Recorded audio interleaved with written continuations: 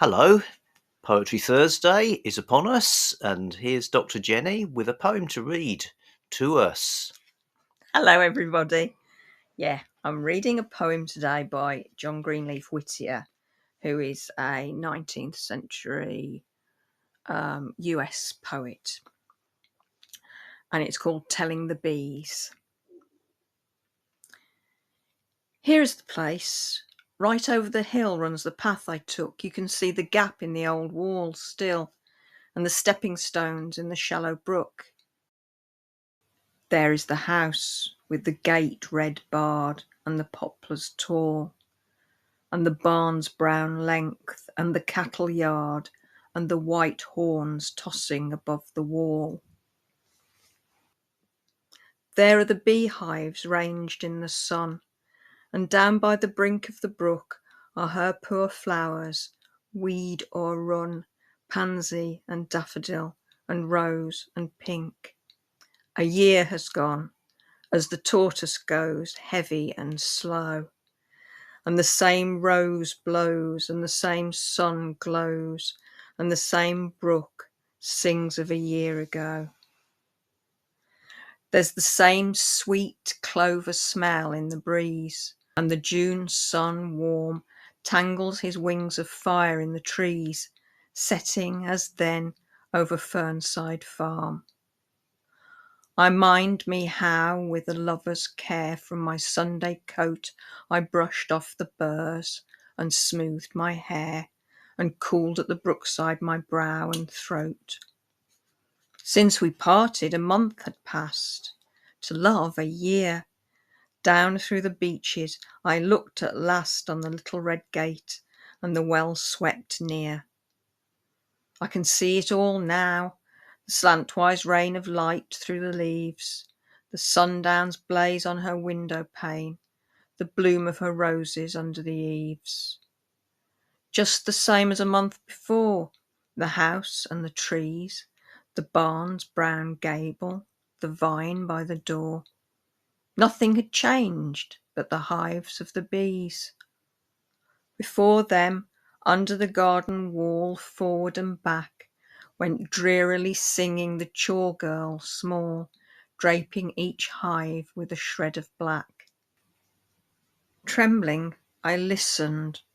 The summer sun had the chill of snow, for I knew she was telling the bees of one gone on a journey we all must go. Then I said to myself, my Mary weeps for the dead today.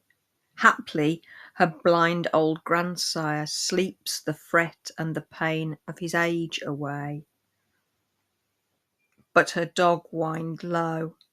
On the doorway sill, with his cane to his chin, the old man sat, and the chore girl still sung to the bees, stealing out and in, and the song she was singing ever since in my ear sounds on. Stay at home, pretty bees, fly not hence. Mistress Mary is dead and gone. Wow, so sad.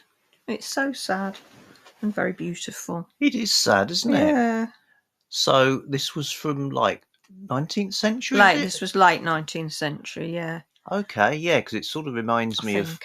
other things from that period, some of the paintings you'd get of sort of sentimental scenes, or some of the songs. Yes, yeah. But I mean, this isn't.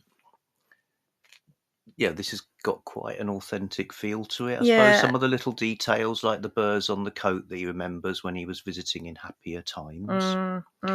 So it's called Telling the Bees, and that's like the sort of the reveal comes from the fact that that's happening. Was that a real thing? Yeah, it's quite a. I mean, if you look it up on Google, they'll tell you it's an ancient custom. Nobody knows how old it is, but yeah, there was this custom certainly in Britain, and this John Greenleaf Whittier spent pretty much all his life in New England. Mm. And when someone dies, if you keep hives, when someone dies, you have to tell the bees, otherwise the bees will get a cob on. They'll get cross with you. Right. They'll be cross with you. You don't want cross bees. They might leave. They might stop making honey. The hives might die if you don't tell them. They don't like it. Those bees. Oh. And in some places, they actually, you have to, it's not just deaths you tell them. You tell them important things, like you tell them about a birth, you tell them about a wedding, you tell them about a death.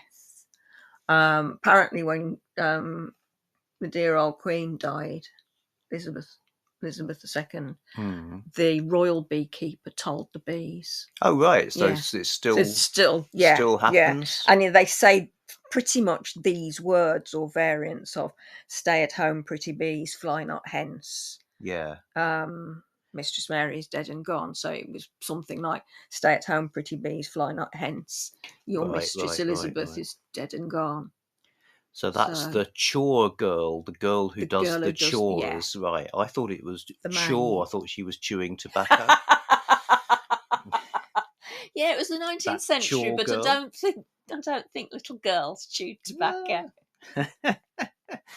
The other thing about telling the bees, in some places you have to give them food. So if you're telling them about a wedding, you have to give them a piece of wedding cake. Oh, right. Each hive. Good God. You have to lift the bottom up and slip. High maintenance, aren't they? Yeah, bees are very, well, in ancient times. I'll be a bit more grateful next time we get some honey.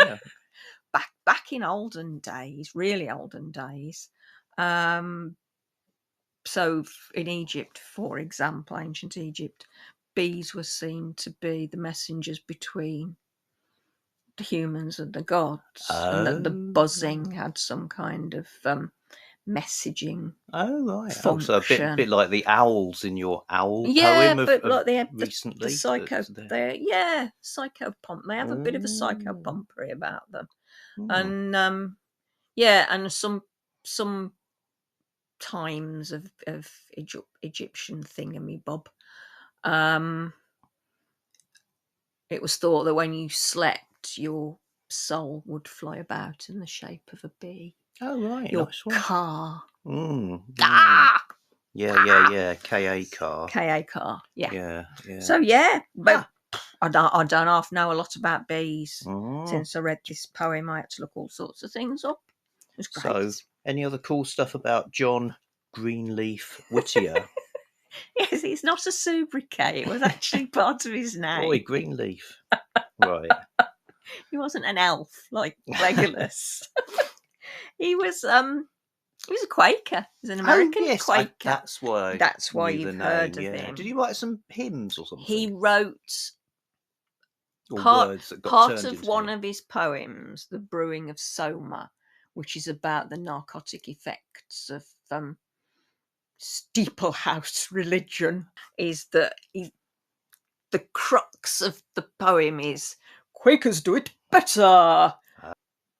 It's basically the last part of it, where he explains what Quakers do, was turned into a hymn called Dear Lord and Father of Mankind. Right. Which, ironically, we sing in that very steeplehouse. Yeah, you do, don't you? To this day. Okay, then. We sang it at my dad's funeral. We sang it at my mum's funeral.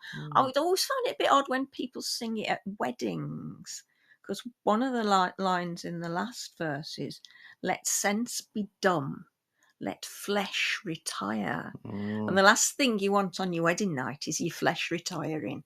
I guess so. I would have thought. Unless that's the secret and it can only now be revealed. Yes. But it's a lovely hymn. I love it. Sung to the tune Repton is how I best know it. There are other tunes. Okay, then. So, but he wrote, and he was an abolitionist, ardent abolitionist. Right. Top man. And he was a good bloke, from what I've read. And he wrote poetry, and he wrote on abolition matters.